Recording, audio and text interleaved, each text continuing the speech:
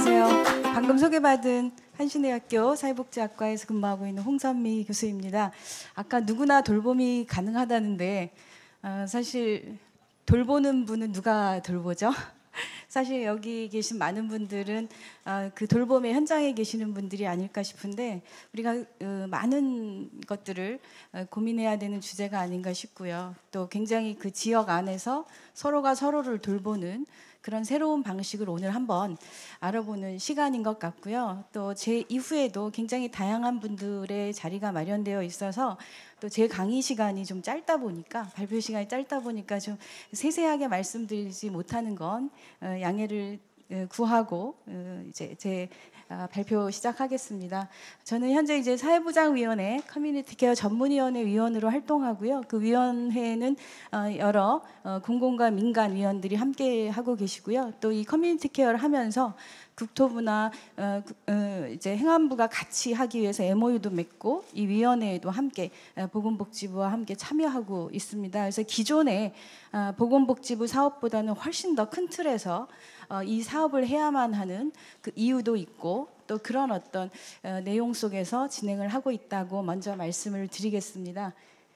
네, 커뮤니티 케어에 대한 원론적인 정의는 여러분들이 지난 1년간 굉장히 많이 보셨을 거라고 해서 자세하게 설명드릴 필요는 없을 것 같고요. 여기에 몇 가지 키워드가 무엇일까 여러분들이 한번 찾아보시면 좋을 것 같아요. 일단 커뮤니티라는 거, 과연 이제 우리 커뮤니티가 무엇일까? 우리가 한번 공동체라는 개념에서 우리의 지역사회를 돌아볼 수 있었나 하는 그런 어떤 원초적인 커뮤니티에 대한 이해부터 시작해서 그 안에서 우리가 어떻게 지금까지 해왔던 많은 서비스들을 함께 공유하면서 잘 그것을 결합시켜 나갈까 하는 방식의 문제도 있고요.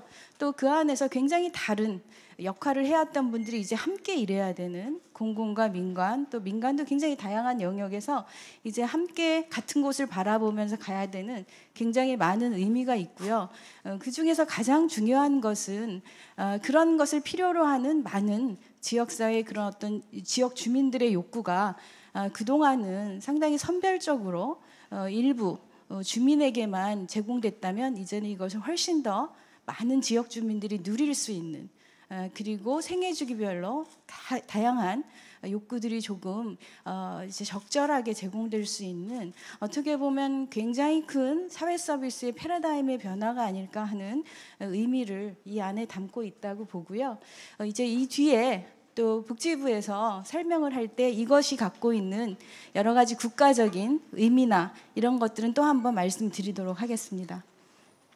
네, 이 돌봄에 관한 배경도 좀 중복이어서 넘어가겠는데요. 이제 여러분들이 느끼는 건 이게 우리나라만의 중요한 이슈가 아니고 많은 국가들은 이미 이런 것들을 오랫동안 해왔구나라는 것은 굉장히 보편적인 이런 어떤 우리가 가야 되는 방향, 의미, 중요성 이런 것을 많은 분들이 이미 인정하고 있다는 것이고요.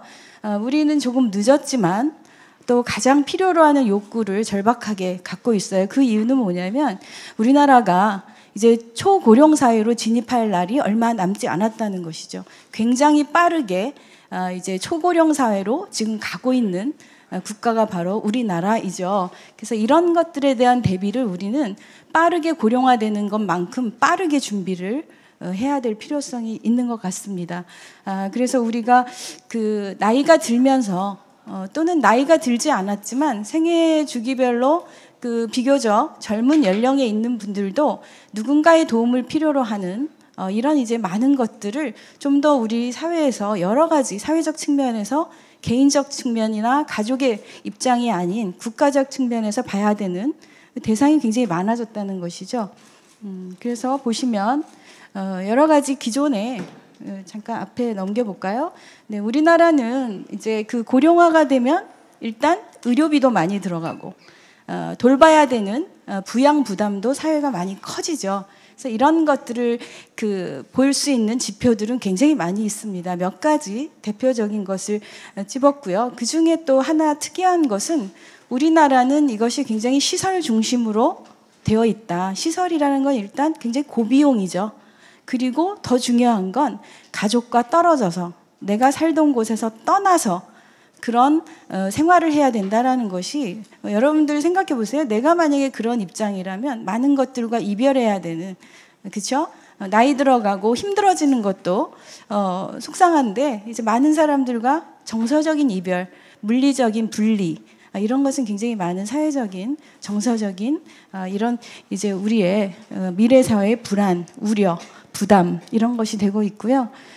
그래서 우리나라의 많은 지금까지 가장 간편하게 도움이 필요하면 병원이나 시설로 가셨던 분들이 사실은 우리 지역사회에서 함께 살 수 있는 분들이 상당수 있다라는 것이고, 그것을 커뮤니티 케어가 앞서서 시행됐던 많은 국가들, 여러분들이 최근에 여러 다큐멘터리나 여러 이제 기사들을 통해서 확인하셨을 텐데요. 사실은 화장실조차 침대 밖으로 나갈 수 없는 분들조차도 이 커뮤니티 케어의 서비스를 받으면서 자기 집에서 살고 계시는 분들을 보는데요. 저희는 그렇게까지 가는 데는 좀 더 시간이 걸리겠지만 우리는 그 이전에 훨씬 더 많은 거동이 가능한 분들조차도 이제 가족의 부담이라든가 이런 어떤 지역에서의 생활이 너무 힘들기 때문에 시설로 쉽게 입소되고 병원으로 또 오래 머물게 되는 그런 현상이 우리 커뮤니티 케어를 꼭 해야 되는 이유가 아닌가 싶습니다. 그래서 우리 커뮤니티 케어가 사실 작년 1월부터 이 용어가 등장하면서 굉장히 많은 분들의 관심을 갖게 됐죠. 그리고 이제 작년에 12월 달에는 우리가 이 커뮤니티 케어를 좀 더 가시적으로 성과를 좀 더 만들어낼 수 있는 분야가 어디인가를 보다가 이제 노인 돌봄 분야를 좀 저희가 집중적으로 이제 계획을 로드맵을 한번 만들어 봤고요. 이것이 이번 정부에서 좀 안정되게 진행될 수 있도록 국정과제나 2차 사회보장 기본계획에 넣는 그런 성과들이 있었고요. 이제 저희가 이 사업을 할 수 있는 여러 가지 제도적 장치들, 물론 법도 필요하긴 하지만 그것들을 하나하나 해왔는데 이제 중요한 건 지역에서 이런 사업들을 잘 실행하는 것이고요. 그것의 성과가 이제 올해 6월에 시작한 8개 지역, 또 8개의 예비형 지역에서 시작하는 선도 사업이 아닐까 싶어요. 그래서 여기 아마 오신 분들 중에 이 선도 사업 지역에서 많이 오셨을 거라고 제가 생각을 하는데, 여러분들이 이제는 저희가 1년 넘게 준비했던 이 사업의 내용들을, 컨텐츠를 만들어가는 역할을 이제 하셔야 된다, 이런 생각을 했고요. 그렇다면 여러분들이 아마 지역에서 이런 커뮤니티 케어를 어디서 어떻게 시작할까, 무엇부터 어떤 단계가 있을까, 이런 여러 가지 고민들을 하는 과정에서 제가 좀 나름대로 정리를 해본 것입니다. 일단 문제 제기에서 저희가 말씀드렸듯이 누구나 그냥 힘들어지면, 누구나 가족이 돌보기 어려워지면 일단 가셔야겠다, 이제 들어가셔야겠다, 보내드려야겠다, 이런 이제 여러분들의 마음가짐을 이제 지역사회가 바꿔가는 것이 필요하죠. 이제 시설 중심의 케어에서 지역에서 생활할 수 있고 돌볼 수 있다라는 믿음을 가지고 그럴 수 있는 시스템을 하나하나 구축하는 것이 중요할 것 같고요. 그러기 위해서는 살아갈 수 있는 조건들을 여러분들이 만들어야 되죠. 여러분들이 시설 입소를, 부모님의 시설 입소를 고민할 때는 지역에 아무것도 없기 때문에, 우리가 그렇다고 그것들을 다 커버할 수 없기 때문에, 그런데 이제 그 필요한 서비스들을 어떻게 함께 만들어갈까, 여기는 개인 가족이 할 수 없는 많은 일들이 있죠. 그래서 이게 정부가 나서서 커뮤니티 케어를 하는 이유이고요. 그런데 여기에 지방정부의 역할은 굉장히 중요합니다. 우리 지역에 주민들이 살고 있는 이 생활터 안에서 어떤 인프라가 필요한가, 어떤 서비스가 전달돼야 될 것인가를 가장 가까이서 볼 수 있는 지방정부의 역할은 무엇보다 중요한 것 같습니다. 그중에 우리가 지금까지 많이 만들지 못했던 서비스들, 시설에 갈 수밖에 없었고 지역으로 나오기 힘들었던 이유의 첫 번째는 아마 주거가 아닌가 싶어요.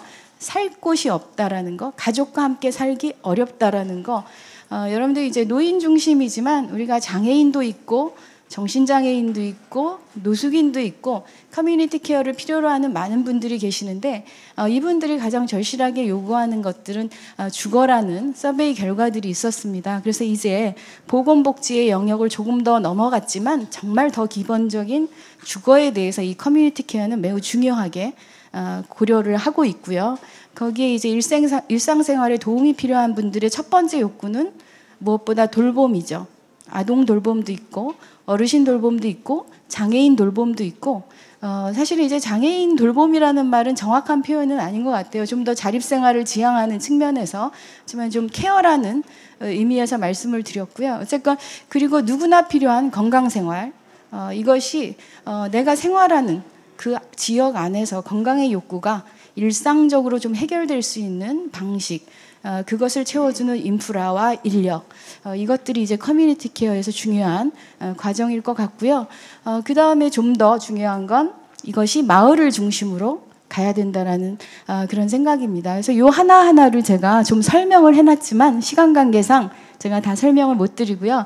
자, 이렇게 시설 중심의 가족 중심의 케어가 이제는 탈원화, 탈가족화, 이제는 지역이 가족의 부담, 개인의 어려움을 이제 지역에서 함께 돌보는 시스템을 구축하는 거고요. 거기에는 우리가 재가 서비스라고 하는 가정형 거주 지원부터 여러 가지 서비스들이 제공돼야 되겠고요. 이전에 나는 세금은 내지만 복지 서비스에 대한 어떤 혜택도 못 받았다라는 많은 분들이 이제는 함께 누리는 복지 서비스를 경험할 수 있는 그런 다양한 사회 서비스가 확충돼야 될 것 같고요.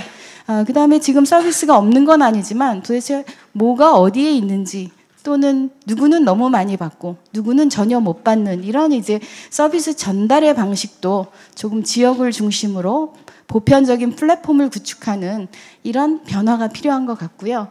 그 다음에 이제 많은 사업들은 중앙에서 내려오는데 너무나 칸막이 행정이나 다른 부처의 사업들 이런 것으로 다르게 함께 전달 못 되는 문제를 이제는 함께 봐야 된다라는 것이고요. 그래서 이제는 다양한 서비스들이 지역 안에 모아서 뭐 깔때기가 나쁜 의미만은 아닙니다. 한 곳에 모여서 정말 필요하게 우리가 잘 쓰는 말 있죠? 맞춤식으로 이렇게 내가 살던 곳에서 충분하게 재가 생활을 할 수 있는 다양한 지역 주민의 욕구를 돌아보는 것이 커뮤니티 케어다 이런 생각을 해보고요. 이런 변화는 굉장히 다양한 분들의 참여와 무엇보다도 정부, 중앙정부, 지방정부 그리고 지역 주민 또 서비스를 전달하는 많은 공공기관과 민간기관이 함께하지 않으면 그 균형이 깨질 수가 있죠. 그래서 우리가 잘 쓰는 거버넌스 이것이 정말 커뮤니티 케어에서 역시 중요한 것이 아닐까 싶습니다. 시간이 많지 않아서 굉장히 아쉬운데요. 제가 이 각각에 대한 설명은 여러분들이 좀 참고로 보실 수 있도록 사실 많은 자료가 있는데 좀 아쉽습니다. 시간 때문에 저희가 이제 가족들이 돌보는 부담을 덜어줄 수 있는 지역사회 여러 가지 서비스에 대해서 고민을 해야 되고요. 이제는 무조건 시설로 병원으로 가지 않고 지역에서 어떻게 서비스를 함께 구성해서 또 새롭게 만들면서 이런 역할을 지역에서 해나갈 것인가 하는 것들을 보고요. 그렇다면 지역 주민들의 욕구에는 자연스럽게 부합하지 않을까 그런 생각을 해봅니다. 그래서 저희가 노인뿐 아니라 장애인의 예도 있죠. 시설과 집의 선택이 아니라 양극단의 선택이 아니라 그 중간 어느 지점에서도 살아갈 수 있는 그런 어떤 여러 가지의 삶의 방식을 선택할 수 있다면 그것이 굉장히 우리가 궁극적으로 보장해야 되는 인권의 그런 부분도 우리가 같이 만들어가는 것이 아닌가 싶고요. 이렇게 여러 가지 형태는 아마 선도사업 지역에서 지금 해나가시는 일들이고요. 네. 자료가 많다 보니까 좀 아쉽긴 합니다. 이렇게 지역에서 갖고 있는 각기 다른 욕구들이 어떻게 한 곳에서 해결될 수 있을까에는 좀 더 섬세한 다양한 지원 방식이 필요합니다. 그런 것을 이제 전문 용어로는 사례 관리라고 하는데요. 동일한 사례 관리가 아니라 기능과 분야와 욕구에 맞추어서 저희가 그 당사자의 욕구에 맞는 다양한 형태의 지원 방식이 필요할 것 같고요. 또 이 부분은 뒤에 또 설명이 있어서 넘어가도록 하겠습니다. 그래서 궁극적으로 지역사회에서 지역 중심, 지방정부의 책임 하에 이렇게 함께 돌보고 함께 참여하는 이런 어떤 변화들이 일어나야 되지 않을까 싶고요.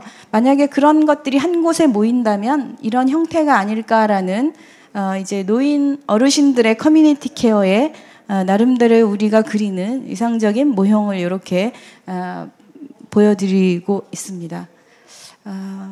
거의 끝내야 될 시간인 것 같은데요. 네, 그래서 마지막으로 이 지방정부가 얼마나 중요한가에 대해서 다른 나라도 보니까 가장 커뮤니티 케어를 잘하고 있다라는 영국의 이제 자료들을 보니까 50개 지역에서 시범 사업을 했었어요. 뉴케어 모델이라는. 그런데 2017년도에 또 새로운 시범 사업을 하더라고요. 결국 이제 그 오랫동안 30년 넘게 커뮤니티 케어를 해와도 계속 업데이트 중이라는 것이죠.